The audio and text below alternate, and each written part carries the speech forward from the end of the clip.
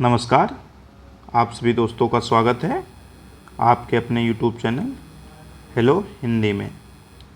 दोस्तों, कल की क्लास में हमने 100 तक प्रश्न किए थे। आज हम 101 से चालू करेंगे और यह इस श्रृंखला की दूसरी क्लास है। किस श्रृंखला की? जो जीके के महत्वपूर्ण 1000 क्वेश्चन हैं दोस्तों, उसमें आज ये दूसरी क्लास है। कोशिश करेंगे कि इसमें भी 100 प्रश्न पूरे करवाऊँ। कल की क्लास में हमने 100 प्रश्न जो महत्वपूर्ण हैं वो किए हैं। दोस्तों, ये जो प्रश्न है ये सामान्य ज्ञान जो लूसेंट है उससे लिए गए हैं। यह क्लास यूपी पीएससी जो स्टाफ नर्स है उसमें 30 नंबर की जीके पूछी जाती है दोस्तों, उसके लिए बहुत ही महत्वपूर्ण है। और यूपी ट्रिपल एससी पेट, ठीक है, अन्य परीक्षाएं जिनमें जीके पूछी आती है उनके लिए भी महत्वपूर्ण है दोस्तों इसमें, क्योंकि जीके के जो हैं 1000 प्रश्न हैं वो भी किसके? लूसेंट के। ठीक है, बिना किसी देरी के चालू करते हैं। 101 जो प्रश्न है वो है, हरियाणा का क्षेत्रफल कितने वर्ग किलोमीटर है? तो 44,212 वर्ग किलोमीटर। हरियाणा का क्षेत्रफल कितना है? 44,212 वर्ग किलोमीटर। हरियाणा के पहले मुख्यमंत्री कौन थे? तो पंडित भगवत दयाल शर्मा। किस देश की स्थल सीमा सर्वाधिक देशों के साथ लगती है? तो वो चीन की जो स्थल सीमा है वो सर्वाधिक देशों के साथ लगती है। अगला प्रश्न है कि बैरोमीटर के पठन में तेजी से गिरावट किस बात का सूचक है? तो ये तूफान। अगर बैरोमीटर में तेजी से गिरावट आ रही है तो इसका मतलब है कि तूफान आने वाला है। भारतीय मरुस्थल का क्या नाम है? थार। ठीक है। काजीरंगा राष्ट्रीय अभयारण्य ये अभयारण्य गलत है, यहाँ पर अभयारण्य किस राज्य में स्थित है? तो वो आसाम में है।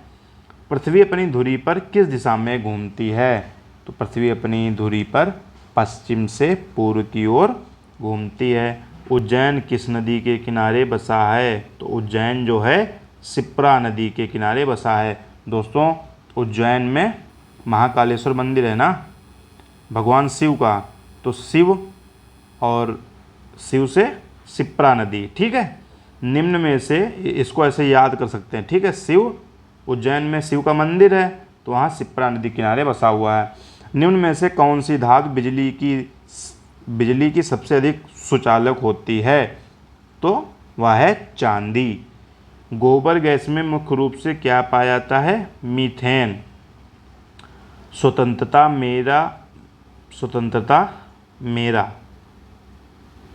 मेरा जन्मसिद्ध अधिकार है, मैं इसे लेकर रहूँगा। ये कथन किसका है? यह नारा किसने दिया? तो लोकमान्य तिलक ने, जिनको क्या कहते हैं? बाल गंगाधर तिलक। ठीक है। राज्यसभा के सदस्यों का चुनाव कितनी अवधि के लिए किया जाता है? तो ये हो गया 6 वर्ष के लिए।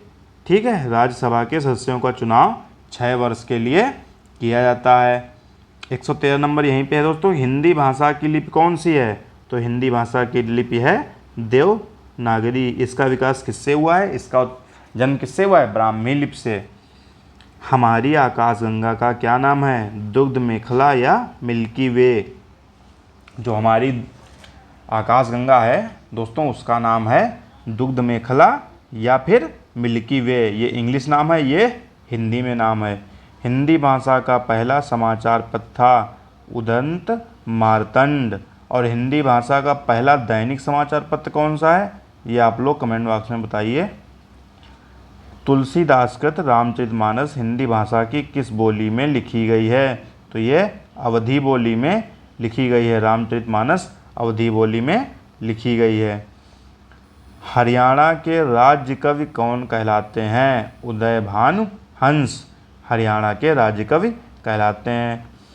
आधुनिक ओलंपिक खेलों की शुरुआत कब और कहाँ से हुई? एथेंस यूनान से 1896 ईस्वी में। भारत ने किस खेल में ओलंपिक खेलों में 8 बार स्वर्ण पदक जीता? तो वो है हॉकी। भारत ने आखिरी बार हॉकी में स्वर्ण पदक कहाँ और कब जीता था? 1980 मॉस्को में। ओलंपिक खेलों का आयोजन कितने वर्ष के बाद होता है? 4 वर्ष के बाद। अंतर्राष्ट्रीय ओलंपिक समिति का मुख्यालय कहाँ है? लुसान। देश का नाम? स्विट्जरलैंड। सन 1912 में ओलंपिक खेल कहाँ हुए थे? तो वो लंदन में हुए थे। 1912 ईस्वी में ओलंपिक खेल लंदन में हुए थे। ओलंपिक ध्वज में कितने गोले होते हैं? तो 5 होते हैं दोस्तों। एक ओलंपिक में सर्वाधिक स्वर्ण पदक जीतने वाला खिलाड़ी कौन है? Michael Phelps. ठीक है, माइकल फेल्प्स ने सर्वाधिक पदक जीते हैं। सन 1920 में ओलंपिक खेल कहाँ खेले गए? तो ये टोक्यो जापान में। ठीक है, सन 1912 के ओलंपिक खेलों में कांस्य पदक जीतने वाली साइना नेहवाल का संबंध किस खेल से है? तो बैडमिंटन से है। ठीक है, 128वां प्रश्न है कि भारत ने ओलंपिक खेलों में पहली बार किस वर्ष भाग लिया था? सन 1900 में पहली बार भारत ने भाग लिया था। ओलंपिक खेलों में पदक जीतने वाली पहली भारतीय महिला खिलाड़ी कौन सी हैं? तो कर्णम मल्लेश्वरी। कर्णम मल्लेश्वरी ने ओलंपिक खेलों में पहली बार पदक जीता था। Back to the Vedas. वेदों की ओर लौटो नारा किसने दिया? महर्षि दयानंद सरस्वती ने। प्रसिद्ध झंडा गीत झंडा ऊंचा रहे हमारा की रचना किसने की? श्यामलाल गुप्त पार्षद ने। ये कहाँ के रहने वाले थे दोस्तों? ये थे कानपुर के। पशुओं में मिल्क फीवर बीमारी किसकी कमी के कारण होती है? तो ये कैल्शियम की कमी के कारण होती है। मानव शरीर के किस अंग द्वारा यूरिया को रक्त से फिल्टर किया जाता है? तो वो है गुर्दा। गुर्दे द्वारा यूरिया को रक्त से फिल्टर किया जाता है। किस एकमात्र भारतीय को अर्थशास्त्र में नोबेल पुरस्कार मिला? वो है प्रोफेसर अमर्त्य सेन को किसमें मिला? अर्थशास्त्र में नोबेल पुरस्कार मिला। भारत रत्न उस्ताद बिस्मिल्लाह खां किस वाद्य यंत्र के वादन में विख्यात रहे? तो उस्ताद जो बिस्मिल्लाह खां थे वो शहनाई वादन में विख्यात थे। भारत के अंतिम गवर्नर जनरल कौन थे? श्री राजगोपालाचारी। भारत के जो अंतिम गवर्नर जनरल थे वो कौन थे? श्री राजगोपालाचारी। 137वां प्रश्न है, भिलाई इस्पात संयंत्र का निर्माण किस देश के सहयोग से किया गया था? वो था रूस। और उत्तरी ध्रुव में भारत के अनुसंधान केंद्र का नाम क्या है? जो उत्तरी ध्रुव पर भारत का अनुसंधान केंद्र है उसका नाम है हिमाद्री। विश्व में माउंट एवरेस्ट पर चढ़ने वाली प्रथम महिला कौन थी? प्रथम महिला कौन थी? जापान की जुनको तबाई। ये इनका नाम है, जुनको तबाई। ये कहाँ की रहने वाली थी? जापान की। ठीक है दोस्तों, अगर वीडियो पसंद आ रहा हो तो लाइक कर दीजिए। ठीक है, अपने दोस्तों साथ शेयर भी कर दीजिए। अगर चैनल पर नए हैं तो सब्सक्राइब जरूर कर दीजिए। सब्सक्राइब करने से दोस्तों हमारा मनोबल बढ़ता है। ठीक है, अगर आपने कल की क्लास नहीं की है शुरुआत के 100 प्रश्नों की तो जाकर प्लेलिस्ट में देखिए। स्टाफ नर्स यूपीपीएससी नाम से प्लेलिस्ट में एक लिस्ट है, उसमें देख लीजिए। कल की पहली क्लास है, वो आप लोग ज़रूर देखें। और हम पूरे इस कड़ी में 1000 प्रश्न करवाएंगे जीके से संबंधित। अगर 1000 प्रश्न आप लोगों ने कर लिया तो आशा करते हैं तो 30 में से आप लोग 28 प्रश्न जरूर करके आएंगे, ये मेरा वादा है। क्योंकि लूसेंट जो सामान्य ज्ञान है बहुत ही प्रसिद्ध किताब है। ठीक है, उसी से मैंने 1000 प्रश्न लिए हैं, बाहर के नहीं हैं। ठीक है, जो पिछली परीक्षाओं में पूछे भी गए हैं स्टाफ नर्स की। ठीक है, और पेट में पूछे गए हैं और कई परीक्षाओं में पूछे गए हैं ये प्रश्न, तो वहीं से हमने 1000 लिए हैं। आशा करते हैं कि आप सबकी तैयारी यहीं से पूरी हो जाएगी। और हाँ, साथ में हिंदी, जो यूपीपीएससी में हिंदी व्याकरण पूछी जाती है उसकी भी क्लास आपको इसी प्लेलिस्ट में मिल जाएगी। जल्द ही उसकी क्लास मैं चालू करने वाला हूँ। चलिए 140वें प्रश्न की ओर बढ़ते हैं। पीलिया किस अंग का रोग है? यकृत या फिर लीवर जिसको कहते हैं उसका रोग है। द्रव सभी दिशाओं में समान दाब पारित करता है, यह कथन किस नियम से संबंधित है? पास्कल का नियम। द्रव सभी दिशाओं में समान दाब पारित करता है तो यह किसका नियम है? पास्कल का नियम। क्लोरोफिन का खनिज घटक क्या है? मैग्नीशियम। मैग्नीशियम जो है ये क्लोरोफिल का खनिज घटक है। एलपीजी में क्या होता है? एलपीजी में ब्यूटेन। किसने सर्वप्रथम अशोक के अभिलेखों को पढ़ा? तो जेम्स प्रिंसेप ने सर्वप्रथम जो थे अशोक के अभिलेखों को पढ़ा। अशोक के अभिलेखों को सर्वप्रथम किसने पढ़ा? जेम्स प्रिंसेप ने। दोस्तों ये आपको रटने पड़ेंगे, ठीक है।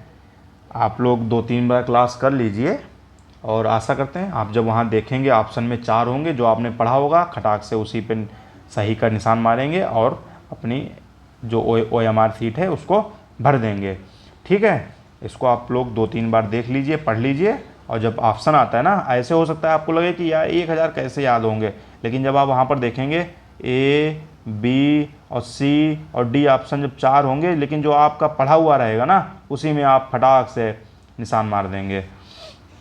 किस बौद्ध भिक्षु के प्रभाव में अशोक ने बौद्ध धर्म ग्रहण किया? तो उपगुप्त के प्रभाव में अशोक ने बौद्ध धर्म ग्रहण किया। कौन सा मुगल बादशाह अशिक्षित था? तो अकबर जो था वो अशिक्षित था। अमृतसर शहर की स्थापना किसने की थी? गुरु रामदास ने। अमृतसर की स्थापना किसने की थी? गुरु रामदास ने। गदर पार्टी का संस्थापक कौन था? गदर पार्टी का लाला हरदयाल जो थे वो गदर पार्टी के संस्थापक थे। सिख इतिहास में लंगर प्रथा किसने शुरू की? जो गुरुद्वारों में जो दोस्तों लंगर लगता है, इस प्रथा की शुरुआत किसने की थी? गुरु अंगद देव ने, ठीक है। सबसे प्राचीन वेद कौन सा है? ये तो आप लोगों को पता होगा, ऋग्वेद। किस सुल्तान ने अपनी राजधानी दिल्ली से दौलताबाद स्थानांतरित की? तो मोहम्मद बिन तुगलक ने दिल्ली से हैदराबाद अपनी जो राजधानी थी उसको स्थानांतरित किया। किसने? मोहम्मद बिन तुगलक ने। प्रथम पंचवर्षीय योजना कब प्रारंभ हुई? 1951 ईस्वी में। चीनी यात्री ह्वेनसांग ने किस विश्वविद्यालय में अध्ययन किया?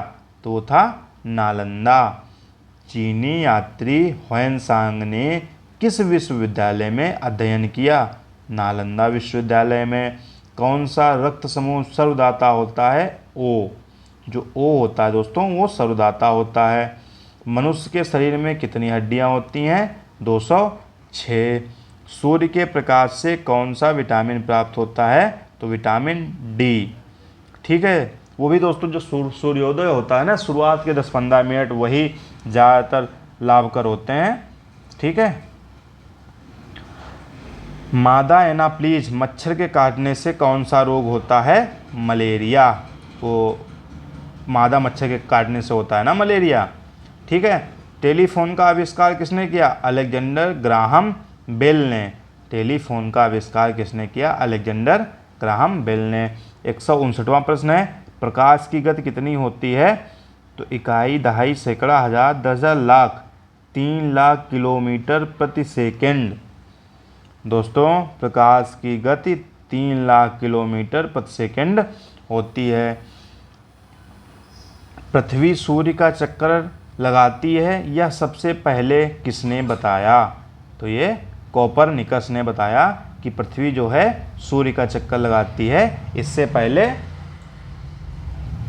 दोस्तों किसी ने नहीं बताया था। सबसे पहले बताया कि पृथ्वी सूर्य का चक्कर लगाती है, यह सबसे पहले किसने बताया? कोपरनिकस ने, ठीक है। प्रकाश वर्ष का संबंध किससे है? खगोलीय दूरी से। प्रकाश वर्ष जो होता है दोस्तों, ये क्वेश्चन कन्फ्यूजन करने के लिए ये क्वेश्चन ऐसे पूछते कि प्रकाश वर्ष, क्योंकि इसमें प्रकाश है तो आपको लगेगा प्रकाश से संबंधित है, लेकिन नहीं, ये खगोलीय दूरी से संबंधित है। स्वर्ण मंदिर कहाँ स्थित है? तो स्वर्ण मंदिर अमृतसर में स्थित है। चार मीनार कहाँ है? हैदराबाद में। चार मीनार जो है दोस्तों वो कहाँ स्थित है? हैदराबाद में। कुतुब मीनार कहाँ स्थित है? ये तो सबको पता होगा, दिल्ली में। गेटवे ऑफ इंडिया कहाँ है? दोस्तों याद रखना, इंडिया गेट और गेटवे ऑफ इंडिया दोनों अलग अलग चीज़ें हैं। गेटवे ऑफ इंडिया मुंबई में और इंडिया गेट नई दिल्ली में। ताजमहल कहाँ है? ये तो आपको पता ही होगा, आगरा में। आज़ाद हिंद फौज की स्थापना कहाँ की गई थी? सिंगापुर में। किसने की थी? सुभाष चंद्र बोस ने। शिक्षक दिवस कब मनाया जाता है? 5 सितंबर को। शिक्षक दिवस 5 सितंबर को मनाया जाता है। खेल दिवस कब मनाया जाता है? 29 अगस्त को खेल दिवस मनाया जाता है। किसके जन्म दिवस को खेल दिवस के रूप में मनाया जाता है? मेजर ध्यानचंद के जन्म दिवस को खेल दिवस के रूप में मनाया जाता है। और खेल दिवस कब मनाया जाता है? 29 अगस्त को। विश्व पर्यावरण दिवस कब मनाया जाता है? ये तो सभी को पता होगा, 5 जून को विश्व पर्यावरण दिवस मनाया जाता है। करो या मरो का नारा किसने दिया? महात्मा गांधी ने दिया। ठीक है। जय हिंद का नारा किसने दिया? नेताजी सुभाष चंद्र बोस ने। दिल्ली चलो का नारा किसने दिया? नेताजी सुभाष चंद्र बोस ने। करो या मरो महात्मा गांधी। जय हिंद का नारा सुभाष चंद्र बोस ने। दिल्ली चलो का नारा किसने दिया? नेताजी सुभाष चंद्र बोस ने। दोस्तों, अगर हमारा चैनल यूट्यूब पर सर्च करने पर नहीं आ रहा है तो आप लोग @hello हिंदी शिव अगर लिखेंगे, ठीक है, तो आपको हमारा चैनल सर्च में दिख जाएगा। आप डायरेक्ट हमारे चैनल पर पहुंच जाएंगे। दोस्तों, अभी तक चैनल को सब्सक्राइब नहीं किया है तो प्लीज़ आपसे हाथ जोड़कर निवेदन है, सब्सक्राइब कर लीजिए। जल्द से जल्द हमारे 1000 सब्सक्राइबर पूरे करवाइए। ठीक है। यह आप लोगों का भी परिवार है। ठीक है। अगर वीडियो अच्छा लगा हो तो लाइक करते जाइए और दोस्तों के साथ शेयर कर दीजिए। अगर कोई ग्रुप है तो उसमें भी आप लोग शेयर करिए। आप लोगों को 1000 प्रश्न यहीं इसी चैनल पर आपको मिल जाएंगे, वो भी बहुत ही महत्वपूर्ण। 176वां प्रश्न है, वेदों की ओर लौटो नारा किसने दिया? स्वामी दयानंद सरस्वती ने। इंकलाब जिंदाबाद का नारा किसने दिया? भगत सिंह ने।